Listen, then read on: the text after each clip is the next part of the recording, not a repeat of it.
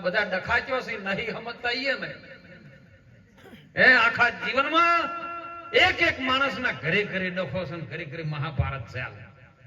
આપણે એમ ન કહો 5000 વર્ષ પહેલા જે મહાભારત થઈ ગયું હાલ ઘેર ઘેર મહાભારત ચાલે.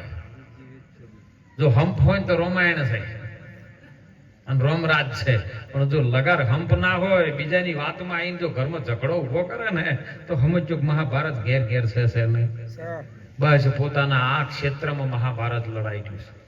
હે કુરુક્ષેત્રના મેદાનમાં તો ભગવાન શ્રી હરિ નારાયણ કૃષ્ણજી અર્જુનને સમજાવતા હતા, પણ અમય સારથી બનીને હાથમાં તમારો કે છે હે જીવ છે ને કૃષ્ણ આ સમજાવે છે જીવને. આત્મા રૂપી જે કૃષ્ણ છે એ અર્જુનને સમજાવે જીવને તું જાગ જાગ જીવલડા તારા ભવ સાગરના કોઠે આયેલું નાવ તારું આ ડૂબી રહ્યું છે.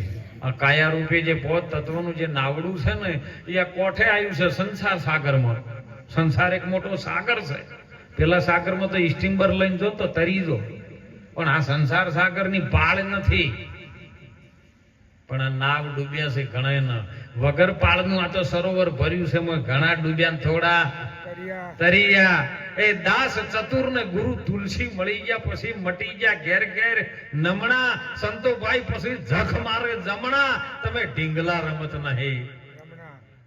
આ દુનિયાના માણસો હાલ સાહેબ બહુ સમજણ ગુરુની છે ને બહુ અધિક છે, અને જેને જેને ગુરુની સમજણ આવી ને એની અંદર મારું છૂટી જાય તારું છૂટી જાય. આ ઝઘડા બધા છે ને કોંતીભાઈ એ બધા મારા તારા ના છે.